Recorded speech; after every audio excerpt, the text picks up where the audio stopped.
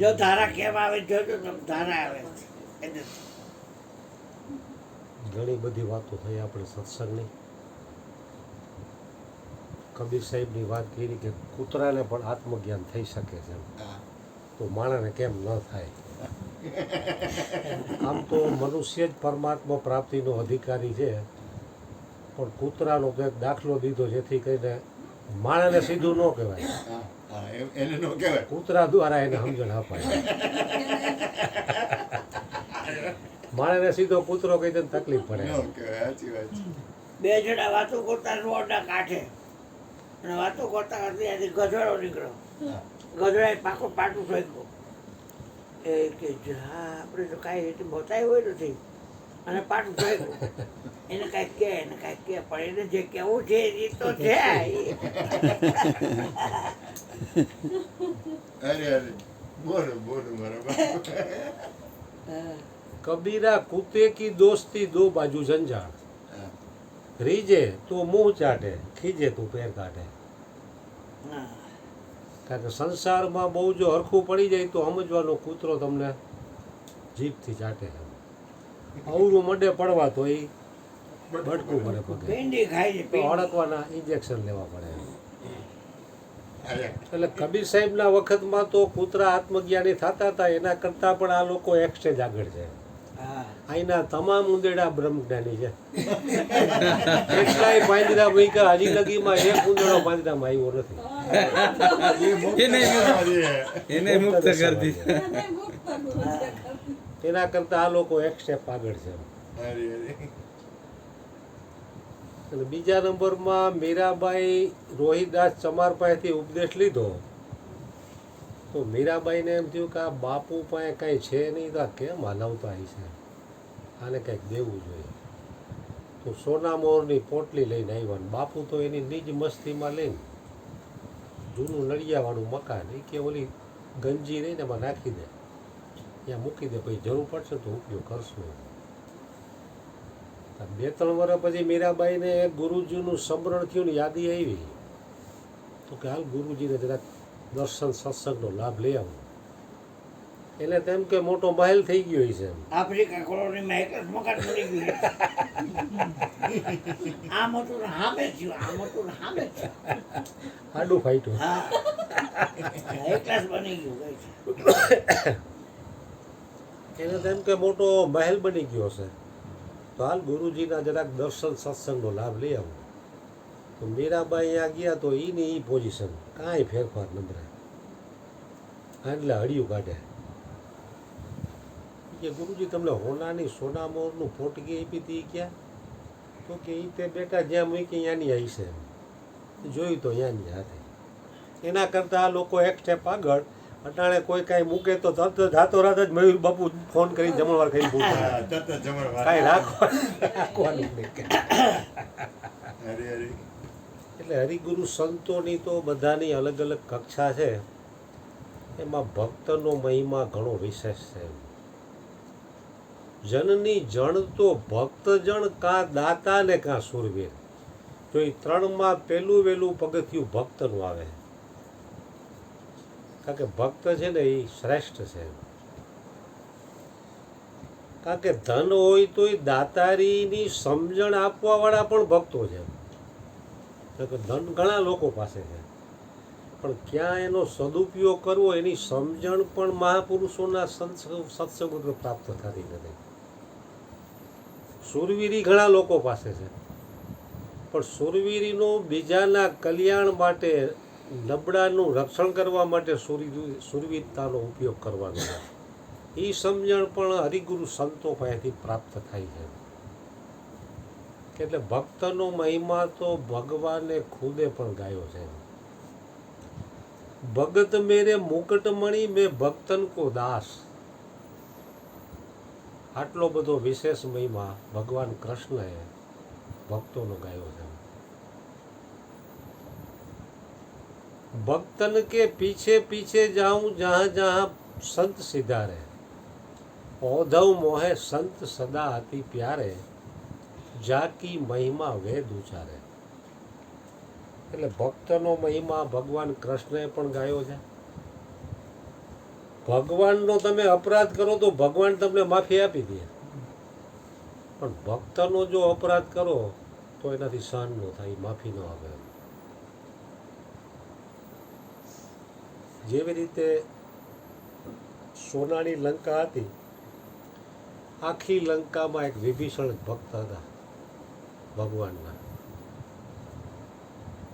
એમાં ધીરે ધીરે સીતાનું હરણ થયું અને યુદ્ધની તૈયારી થવા માંડી. એટલે રાવણને એમ થયું કે આવડો આ રહ્યો ને એ મારું અન્ન ખાય છે અને રામના ગુણગાન ગાય છે,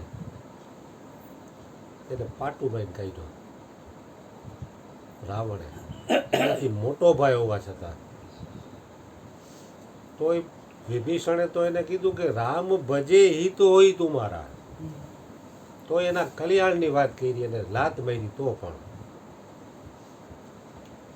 પછી રામની શરણમાં ગયા તો રામે એનો સ્વીકાર કર્યો, કારણ કે ભગવાન છે એ કોઈ પણ ભક્ત એના શરણે જાય તો એનો સ્વીકાર કરે. ત્યારથી રાવણનું પતન ચાલુ થયું, કારણ કે ભક્તનો અહંકાર કર્યો એટલે ભગવાન રામથી સહન ન થયો.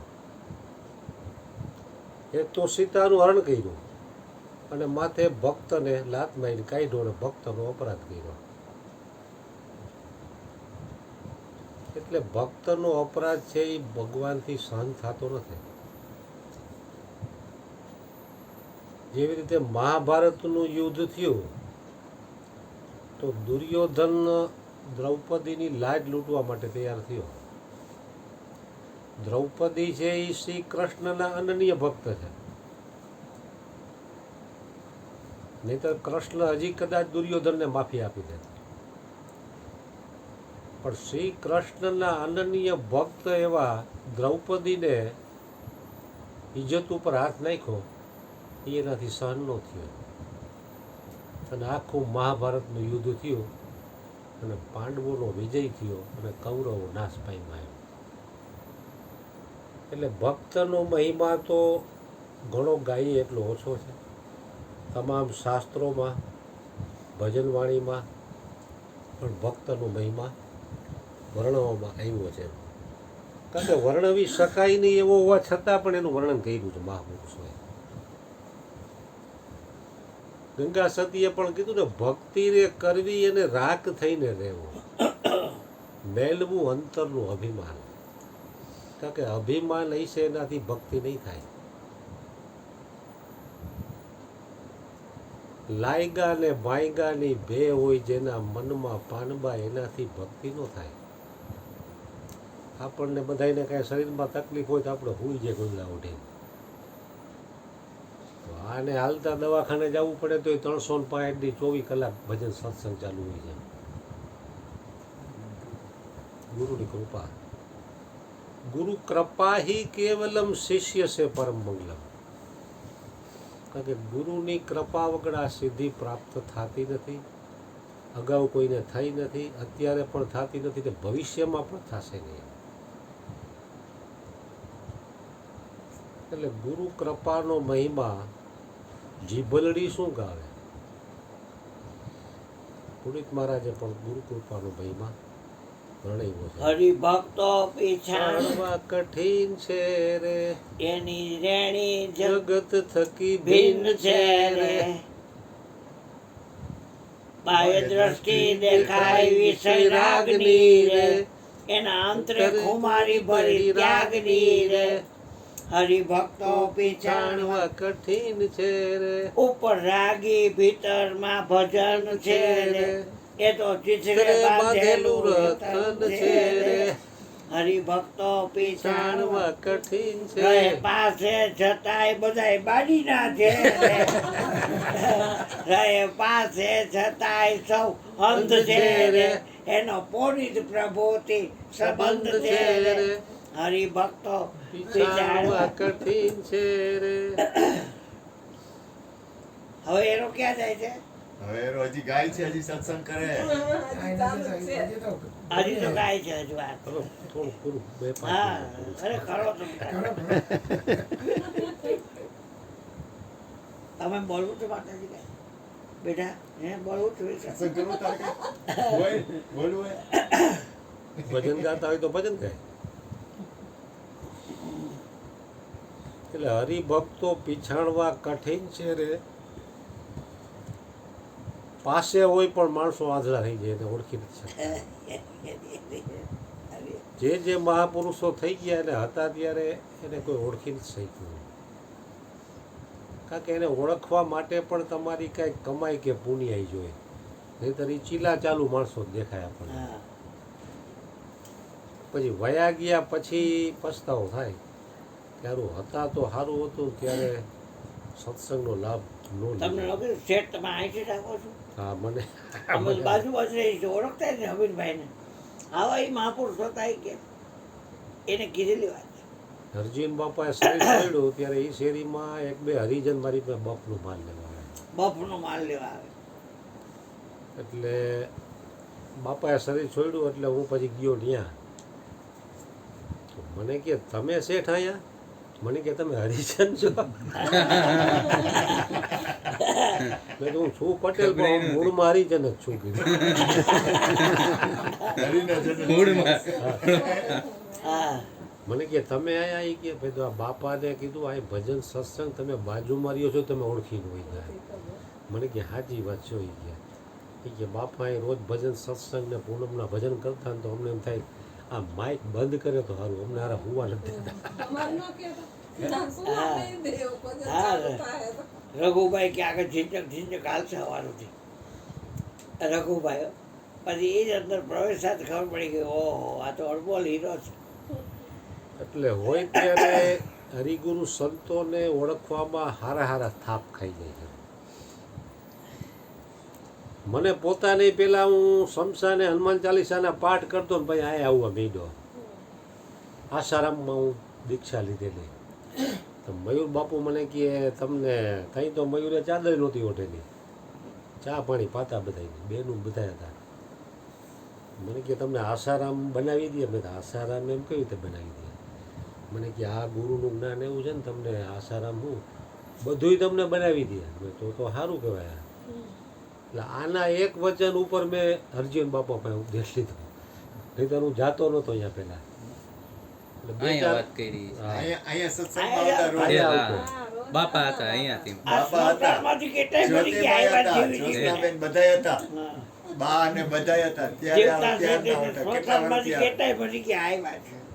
ત્યારે ઓલો ઈશ્વરીઓ ક્યાંથી આવ્યો છે? મેં કીધું આટલું બધું બધે રખડો. મેં હળવો કીધું, ત્યાં ગોળીડાઓ એક રહ્યો વસ્તુ છે. તમારા આત્મતત્વ આ આવડો આ સંસારમાંથી જ આવ્યો આ છે. સંસારમાંથી જ આવ્યું હા. બાબુજી મારું.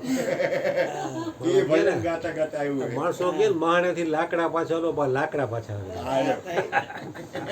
હા ઓવારના લાકડા ભેગા થયા છો બધા. એટલે હું આંકડે ગુંદાવાડીએ કંઈક બાપાની મુલાકાતે જાતો તો બાપા ઓલું ચામડું ગોળ આમ મૂકે બેહો. ત્યાં હારી મને શરમ થાય. મેં એક તો આ ચામ બાપા ગાડલીની ચામ. હરિજન અને એમાંય ચામડા હગાવાલા ગુંદાવાડી પોલીસ ચોકી એટલે કોકને કોક હગા નીકળતા હોય. એટલે હું અંદરથી આમ આમ થાઉં કોઈ નીકળે નહીં તો સારું. પટેલ આઈ બેઠા છો. પટેલ અહીં બેઠા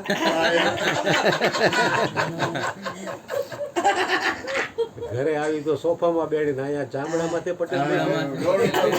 રોડ ઉપર કઈ ઉપદેશ નહીં લીધો એ. ત્યાં નહોતો લીધો. હા. ત્યાં હું બાપા પાસે જાતો એમ. સત્સંગ આવે ને જ્યોતિમાં અહીંયા બધા સત્સંગ બાપાની વાત થાય એટલે કોક વાર એમ થાય ને આ બાબા બીજ પૂનમમાં આવે છે. હા. પૂનમ વખતે બાપા અને આવ્યા. રોજે રોજ આવે પછી 12:30 થાય ત્યાં રોટી ખરતી હોય ફૂલકા એ બાબા આવ્યા હમી ચડવા થાય. જ્યોત્સના ને જ્યોતિ બે 10 વર્ષ 12 વર્ષ એક ધાર આવ્યા. હું 10 વર્ષ એક ધાર ગયો. 9:30 થાય ત્યાં પહોંચી જાવ ઓલા ઓની જોડે. ઓય રામ રામ રામ. શાંતિભાઈ ને ઓલા ના, ના. નવલ એ નામ તો નવલા, નવલા ભેગો દાટ લઈને આવતો એ પાછળ બે જા. હમ, હમ. હા નવલો હોની. હા એ જાતા અમે. બોલો બોલો બોલો જીરો નથી આવ્યો. હજી અહીંયા જ છે. હા એટલે ત્યાં હું પછી ત્યાં જવા માંડ્યો ફેસબુકમાં અમેરો થતો હોય. અને પછી મેં બાપાને કીધું મારે ઉપદેશ લેવાની ઈચ્છા છે. મને કે સત્સંગમાં ક્યાંય જાઉં છો? મેં તો અરુણભાઈ અહીંયા જાઉં છું. મને કે ઓલો હરોણીઓ રહ્યો અહીંયા હાય હાય એને ક્યાં જ્ઞાન છે એ કૃષ્ણની મૂર્તિ પૂજે. એટલે મને એમ થયું કે આ હરજીવન બાપાના શિષ્યોને આવી રીતે આ ટોચે છે. અહીંથી ત્યાંથી તો અહીં આવ્યો ને એને પાછો ટોચે. મને પેલા એમ થયું કે મારે આમાં ટોચાવા જવું નથી કીધું. છતાંય વળી આ બાપુના કહેવાથી હું ગયો અહીંયા કરે. તાગતા હોય. હા, મને કે ક્યાં રહ્યો? મેં હાથીખાના 11 નંબરમાં રહું છું. તો મને કે નજીક જ થયું તમારું. તો મને કે કાંઈ વાંધો નહીં, કાલ ઉપદેશ લો કાલ આપી દઈએ. વાહ. બીજે દી જ રાતે હું ગયો અહીંયા. મારી બા કે એને મેં વાત કરી ને તો મને કે એ બાપો હું ભગવાન દેખાડે. મેં તો મને કે મારે ઉપદેશ લેવો. મેં તો આપણે મહાદેવ. પછી ઉપદેશ લઈને આવ્યા પછી મને કે એ તો બાપા આમ કર્યું, મને કાંઈ ભગવાન દેખાણો નહીં કે. મેં એ જ ભગવાન છે, ઓલો મૂર્તિવાળો તો અદ્રશ્ય થઈ જાય. સાચો ભગવાન જ છે, આવે નહીં જાય એવો ભગવાન. આથી વિશે તમારે કયો ભગવાન? હજાર અમર છે, હજાર અમર છે. હાય હા કે આ બધા હા પાડી એટલે મેં હા મેં હા પાડી. પાડી. હા હા. તમે ગંગાજી ખરા તો કે હા, તમે હોકરો ખરા તો કે હા, તમે બધે સીતાજી જે ખરા તો કે હા. ભગવાનમાં એક જગ્યાએ હમણાં બાપા એમ કે ફલાણી જગ્યાએ ભૂત થાય ચૂડેલ થાય તે તરફ માનવામાં આવી જાય. આપણે 4 શેરી ફરી નાની પણ બધી જગ્યાએ પરમાત્મા છે એ કહે તો નહીં માને. નહીં માનું. એટલે અર્જુન બાપાએ કહેતા કે મારે તમને તમે નક્કી કરાવી દેવાને એ જમીન આસમાન એક કરી દેવા જેવી વાત છે. એ કઠિન કામ છે. અને આજકાલનું નહીં, આદિ અનાદિથી કઠિન આયલું આવે છે. જેવી વિચાર રીતે પોતાનો આવો પોતાનો વિચાર કરવો એ અઘરો અઘરો છે. છે. રામકૃષ્ણ પરમહંસ મહાકાળીના અનન્ય ભક્ત હતા. તો મહાકાળીના હાથનો પ્રસાદી જમે અને મહાકાળીને બોલાવે ત્યારે આવે.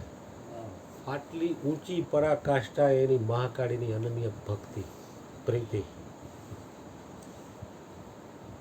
તો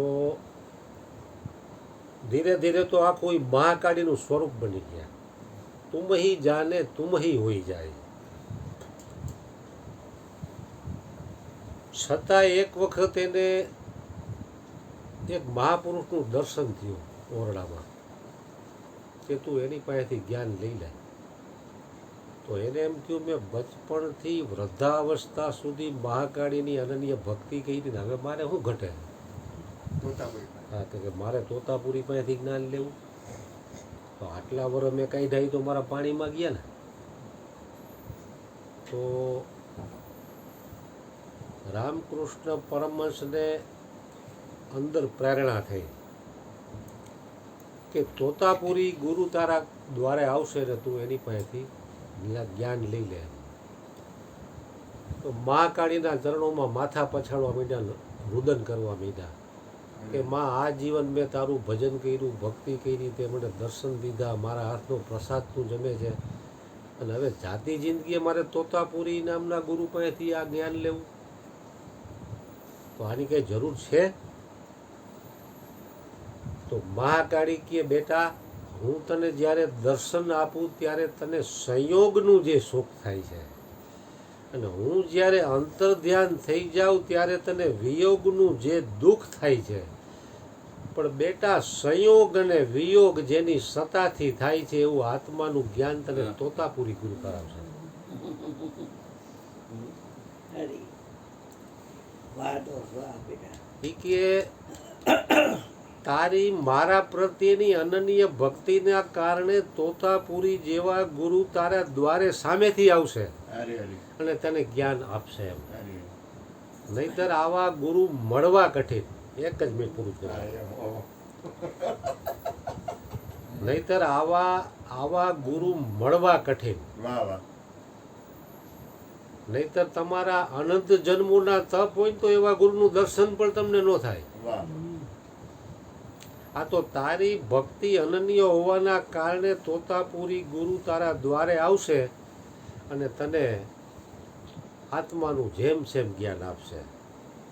તો એ તોતાપુરી ગુરુ પાસેથી રામકૃષ્ણ પરમહંસે જ્ઞાન લીધું ને પછી એને ઢાઢક થઈ કે આઈશ હવે મારે કાંઈ વસ્તુ પ્રગટ થાય તોય ભલે, અંતર ધ્યાન થાય તોય ભલે, વાહ અખંડ શાંતિ એને થઈ ગઈ એમ.